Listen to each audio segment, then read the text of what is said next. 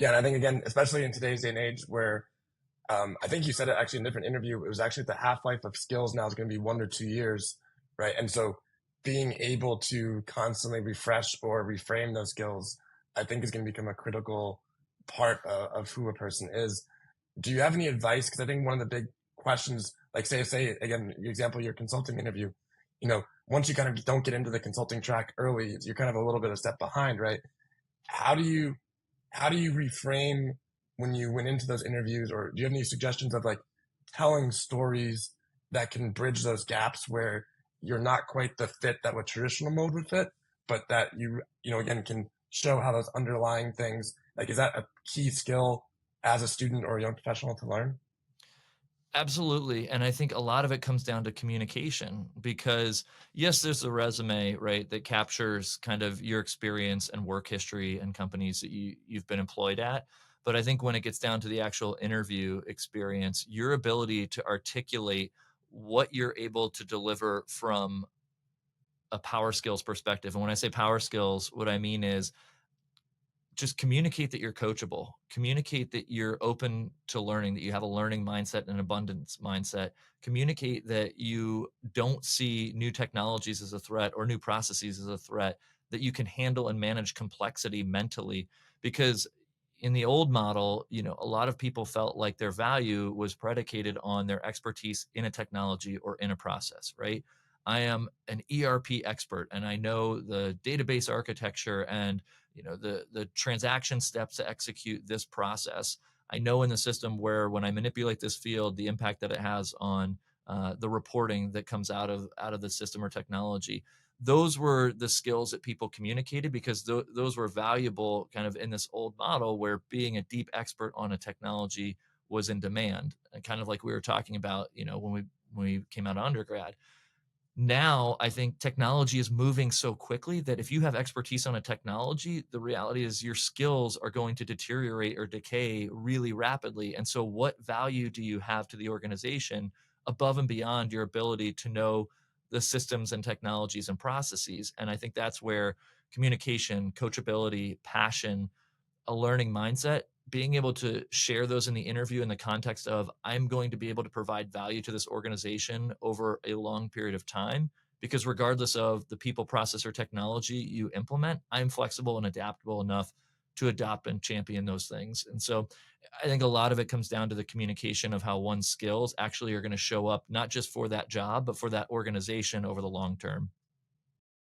I think you almost talk about like continuous transformation. And if Yep. you think about the compounding effects, where if 80% of the time those things are failing, right, very quickly an organization can get to a failure state. Whereas before, I think you talked about how when you were a consultant, you had a go live date and you could kind of backtrack and back into like what needed to happen. And I think that today what people need to say is like, I think you had a really cool mindset of like, how do I be in the other 20%? Because Yeah. again, if you can be in that 20%, um, just doing those little things, you'll all of a sudden, just by doing that, you're going to come out as an organization winning because, again, just by definition, 8% of the companies are failing. So, Completely. Yeah, it's actually something I oddly picked up from long distance running. So I was a long distance runner in high school and college. And in distance running, what I don't think a lot of people realize when they watch the Olympics or a race on television is that race is the product of years of training prior to that. And as a distance runner, what you've got to be able to do is understand how the decisions and choices that you make on a specific day are actually going to affect the outcome of something that's years in the future. And that mentality of how I operate, how I show up, how I communicate, how I interact with folks, that is going to affect the type of organization we are in a year, 2 years, or 3 years down the road.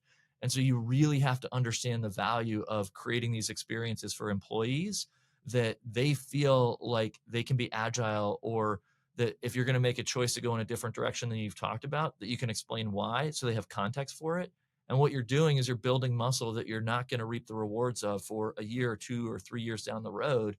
And I think it's just a really challenging notion for a lot of people that like what I do today and the way we talk and the way we interact and the choices that we make are going to only come to fruition in the future, but it still is critically important that we do it right today, even if we don't see the results for a long time. And so that's why I'm such a big proponent of, if you want to build agility within your organization, you have got to show it on a daily basis in every interaction that you have and every conversation that you have, because over time that starts to compound within the company and people start to practice it, they start to demonstrate it, it becomes the cultural norm. And before you know it, a year or two has passed, and all of a sudden the company is able to operate in an agile fashion because everybody's been practicing all along the way. But what I thought was also very interesting about that is just that you also talk about how people have to understand. I think this is also very important for students, that the obstacle in the way is the journey, or something like that, in terms of that perspective. And I think that's also very important, because it's really about that that starts to make someone really resonate and understand what they're about. And I think also people get a little bit, like you said, the future. It's hard for humans to like go a year or two out in the future and like say, "Oh, this is going to help me." But at the same time, you have this advice of like using a tuning fork to Yeah. know when you're passionate about a job. And I thought that was interesting, that the obstacles might be a way to actually tune your tuning fork as well. Like what still gets you passionate even when the obstacles are there. Yeah. The idea of the tuning fork is really that we all know that feeling of being alive when we're in flow state and doing something that we really love. There's not a lot of ways to describe it other than it's joyful.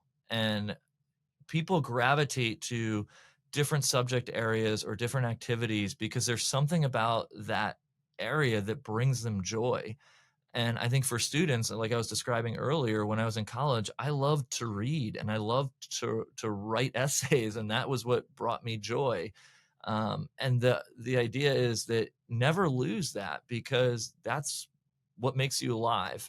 The challenge becomes, how do I take that feeling or that experience and translate that into a job or a profession? I think the other reality, Brett, is that people have to be realistic about what percentage of their job is going to bring them that amount of joy, right? And so I talk about this in terms of looking at the job and being realistic. You're not going to get 100% of joy all the time. There are things in jobs that we all have to do that are just necessary. But as an individual, what percentage of joy from your job is what you're aiming for, and does your job provide that? And so I think that that's a really important exercise to think about.